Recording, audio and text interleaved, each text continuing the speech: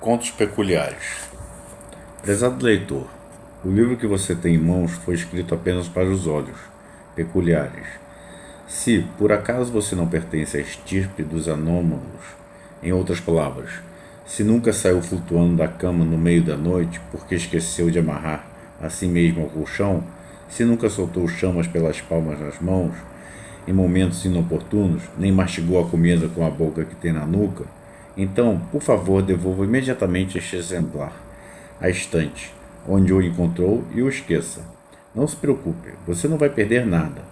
Tenho certeza de que, caso leia as histórias deste livro, apenas os acharia estranhas, aflitivas e nem um pouco de som do seu agrado. Além do mais, elas não são da sua conta. Muito peculiarmente, o editor. Contos peculiares. Apresentação. Se você é da classe dos peculiares e se leu até aqui, espero, sinceramente, que seja. Então, este livro não necessita apresentação. Estas histórias, provavelmente, foram uma parte muito importante e querida da sua formação. E quando crescia, você as leu. Eu as ouvi serem contadas com tanta frequência que poderia recitar as suas preferidas palavras por palavras. Se, entretanto, você está entre aqueles que tiveram a infelicidade de descobrir sua peculiaridade há pouco tempo ou de crescer em circunstâncias em que não havia leitura peculiar disponível, ofereço este breve compêndio. Contos Peculiares é uma coletânea do nosso folclore mais estimado, passada de geração em geração, desde tempos imemoriais. As narrativas são, além de histórias, parte conto de fadas e parte ensinamentos morais destinados a jovens peculiares. Procedem de partes diversas do globo e de tradições tanto orais quanto escritas, e passaram por transformações surpreendentes ao longo dos anos. Sobreviveram por todo esse tempo, porque são amadas por seus méritos como histórias, e não apenas por isso. São portadores de um conhecimento secreto. Codificadas nestas páginas estão localizadas as fendas ocultas, a identidade secreta de certos peculiares importantes e outras informações úteis para a sobrevivência de um peculiar neste mundo hostil. Sei disso por minha própria experiência. É graças aos contos que hoje estou vivo para escrever essas histórias. Eles preservaram não apenas a minha vida, mas também dos meus amigos e da nossa querida Ayn Breen. Eu, Miller Newlands, sou prova viva dessa perene utilidade destas histórias, embora tenha sido escrita muito tempo atrás.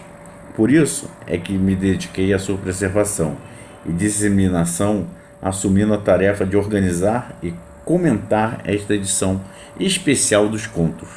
Não é de maneira alguma integral e definitiva. A edição que cresci lendo era um calhamaço de 3 volumes. Juntos, pesavam mais do que a minha amiga Brownie. Mas contém minhas histórias preferidas e tomei a liberdade de incluir notas com informações históricas e contextualizadas para que os peculiares de toda parte possam beneficiar do meu conhecimento. Também tenho a esperança de que esta edição, por ser mais concisa do que as anteriores, se torne uma companheira fácil em suas viagens e aventuras. Desse modo, se revelando tão útil para você, como foi para mim. Então, por favor, aproveite estes contos, de preferência diante de um fogo crepitante e uma noite fria, com um urchinim roncando aos seus pés. Mas lembre-se do caráter delicado de seu conteúdo, e se for lê-los em voz alta, coisa que recomendo fortemente, que seja para um público de peculiares. Assinado Fidalgo Escudeiro.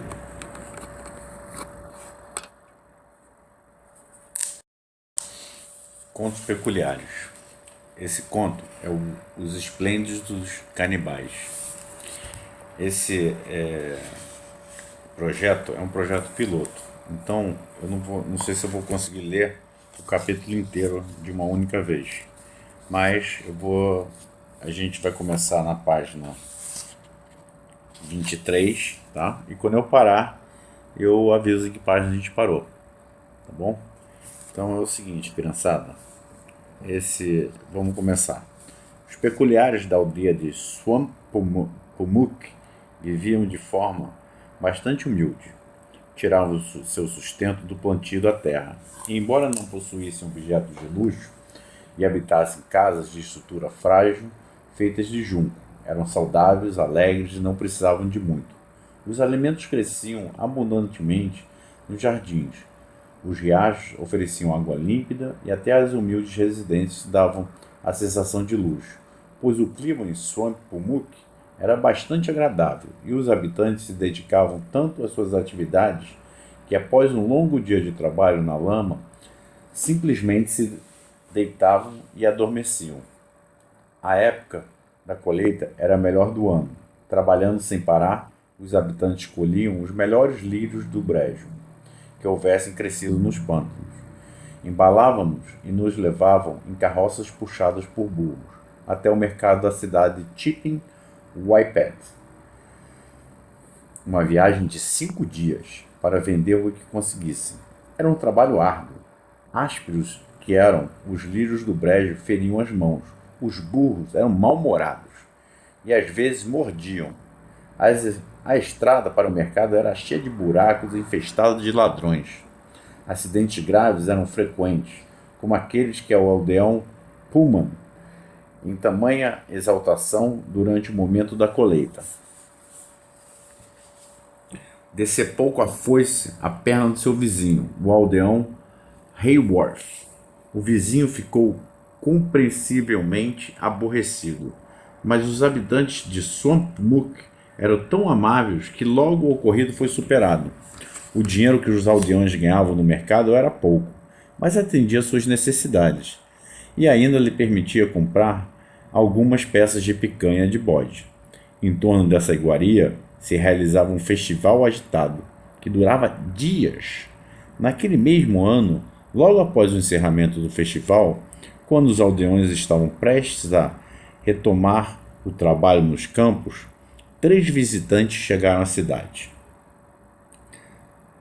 Swampumuk raramente recebia visitantes, pois não era do tipo de lugar que as pessoas tinham vontade de conhecer, e sem dúvida nunca tinham recebido visitantes como aqueles, 2 homens e uma dama vestida dos pés à cabeça, com a rica seda brógada.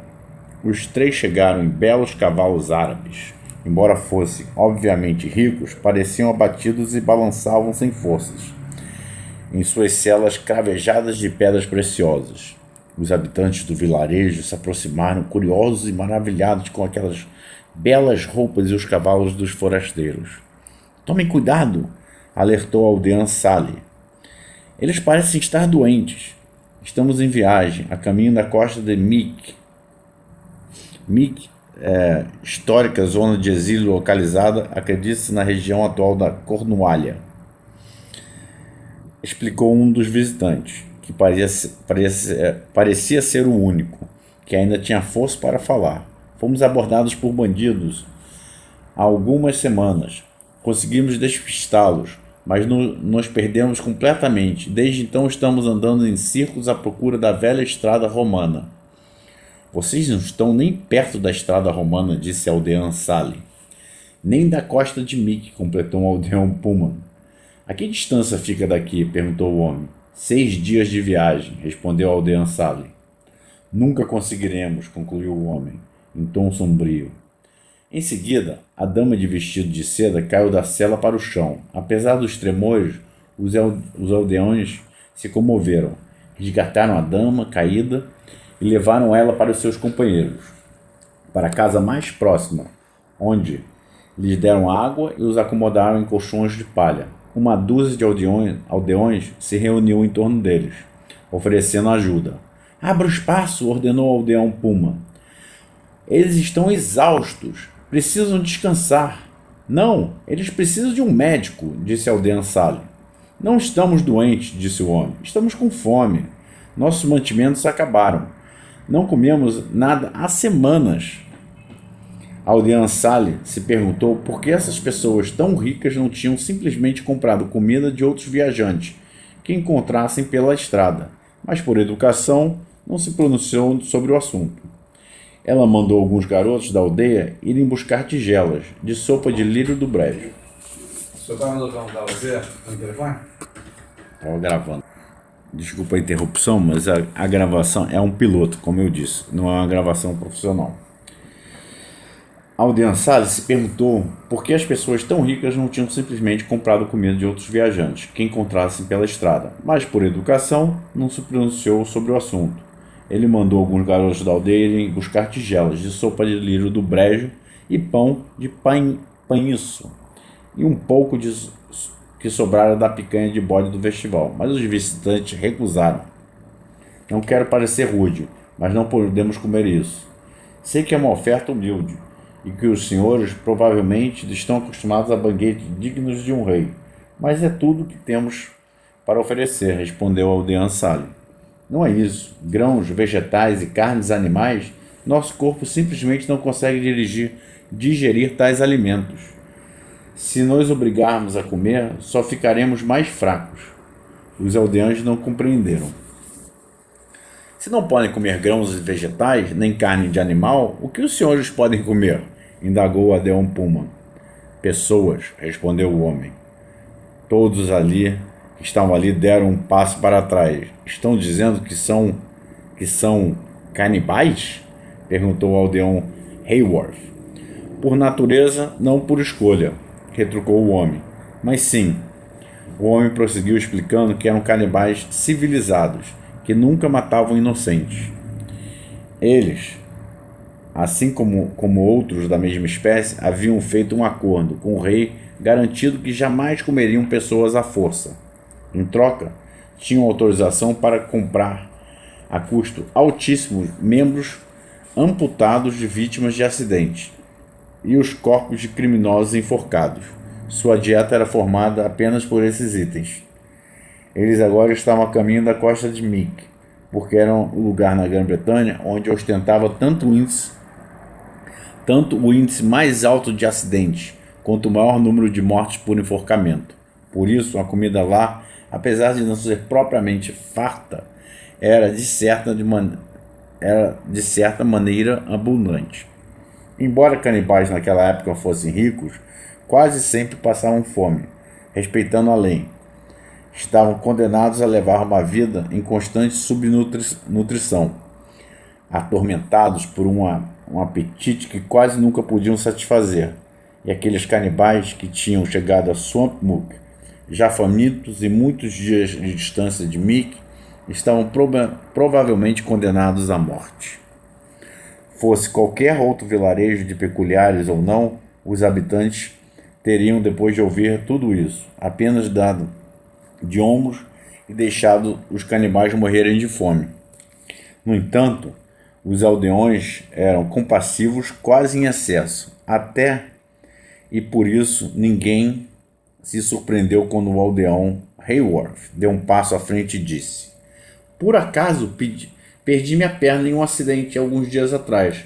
Eu joguei no pântano, mas tenho certeza que consigo encontrá-la, se as enguias ainda não a tiveram comido. Os olhos dos canibais brilharam. O senhor faria isso? Disse a mulher canibal, jogando para trás a mecha do cabelo que caía sobre as faces esqueléticas. É um pouco estranho, respondeu o aldeão Hayworth, mas não podemos simplesmente deixar os senhores morrerem. Os outros aldeões concordaram. Assim, Hayworth foi mancando até o pântano, onde encontrou sua perna. Ele espantou as enguias que a mordiscavam e os levou em uma travessa para os canibais. Um dos homens ofereceu ao aldeão uma bolsa de moedas. O que é isso? Perguntou o rei. Pagamento, a mesma quantia que o rei nos cobra, explicou o canibal. Não posso aceitar, disse Hayworth, e tentou devolver o dinheiro, mas o canibal levou a mão às costas sorrindo. É o justo a se fazer. O senhor salvou a nossa vida. Os aldeões deram as costas educadamente quando os canibais começaram a comer. O aldeão Hayworth abriu a bolsa de moedas, olhou seu interior e ficou pálido. Era a maior quantia de dinheiro que ele já vira. Os canibais passaram os dias seguintes se alimentando e se recuperando de forças, quando finalmente se sentiram prontos para partir, outra vez para a costa de Mick, dessa vez com instruções claras. Todos os aldeões de Swamp Mook se reuniram para a despedida. Os canibais então viram o aldeão Hayworth caminhando sem ajuda de muletas. Eu não entendo, disse os canibais atônito. Achei que tivesse comido a sua perna. Comeram sim, mas se os peculiares de Swamp Mook perderam um membro, ele torna a crescer, explicou Hayworth.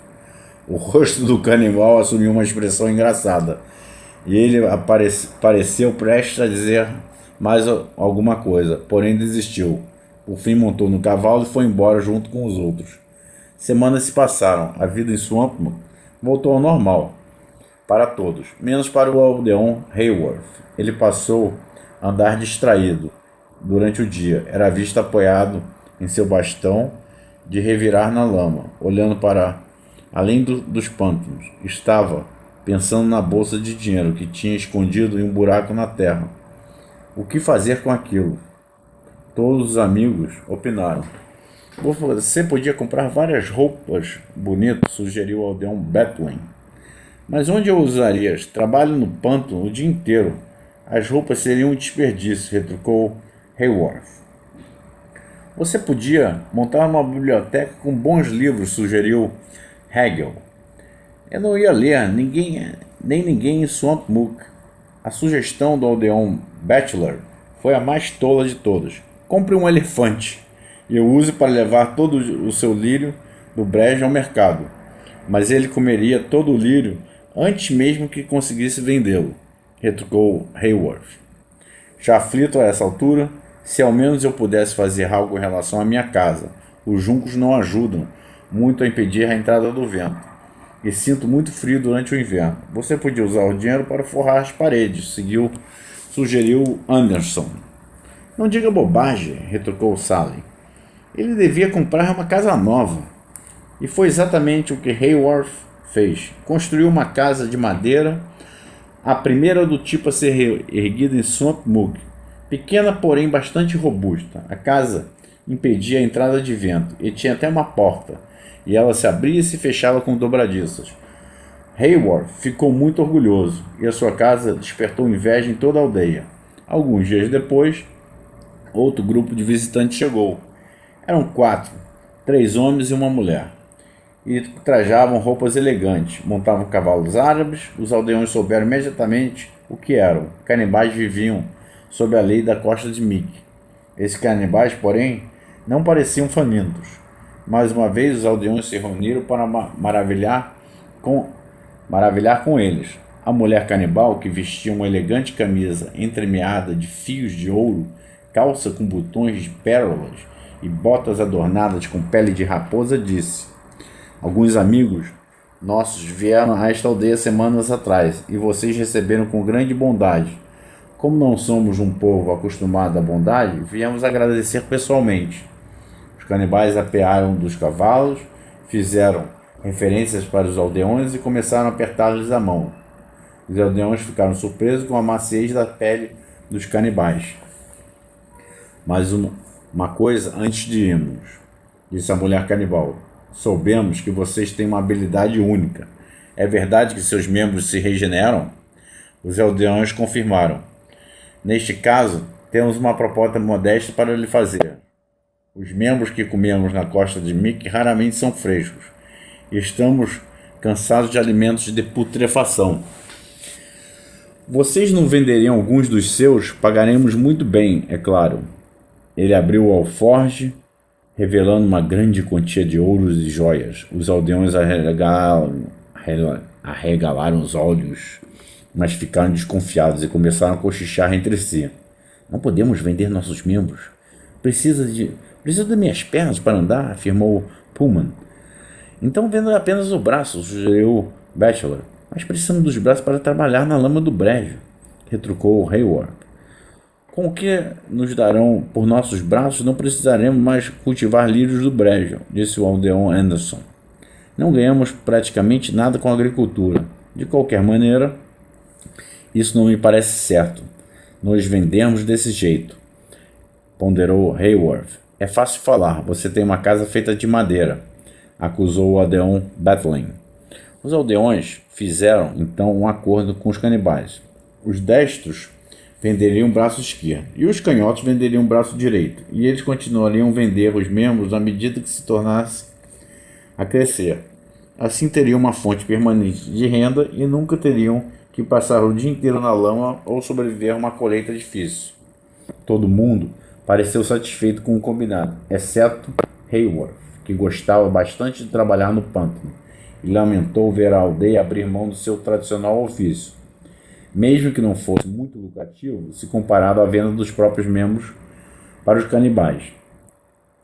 Mas não havia nada que o aldeão Hayward pudesse fazer. Assim, ele assistiu impotentemente os seus vizinhos desistirem de plantar, deixarem os pântanos abandonados e arrancarem os braços. A peculiaridade era tal que não doía muito, e os membros saíam com bastante facilidade, como um rabo de lagarto. Eles usaram o dinheiro que ganharam para comprar comida no mercado de Chimp-Wepecken. Picanha de bode se tornou um prato consumido por todos os dias, em vez de apenas algumas vezes por ano. Para construir casas de madeira como o aldeão Hayward, todos queriam uma porta que abrisse e se fechasse com dobradiças. Então o aldeão Puma construiu uma casa de 2 andares e todos quiseram uma casa de 2 andares. A Sally construiu uma casa de 2 andares e um telhado triangular. E logo todos queriam casas com 2 andares e telhados triangulares. Toda vez que o braço dos aldeões se tornavam a crescer, eles eram arrancados e serem vendidos novamente. Eles usavam o dinheiro para fazer melhorias em suas casas. Por fim, as casas ficaram tão grandes que mal havia espaço entre uma e outra. E a praça da aldeia, antes ampla e aberta, fora reduzida a um beco muito estreito. O aldeão Bachelor foi o primeiro a encontrar uma solução. Ele decidiu comprar um terreno grande nos arredores do vilarejo e ali construir uma casa nova, ainda maior do que habitava antes. Esta, por acaso, tinha 3 portas que se abriam e se fechavam com dobradiças, 2 andares, um telhado triangular e uma varanda. Isso foi mais ou menos na mesma época que os aldeões pararam de chamar uns aos outros de aldeão isso, aldeão aquilo, e por já não mais se julgavam simples e rústicos agricultores, com exceção de Hayward, que continuava a revirar a lama em seu brejo e se recusava a vender mais membros para os canibais. Ele insistia em dizer que gostava bastante de sua modesta casa e, na verdade, nem a usava muito, porque ainda gostava de dormir no pântano.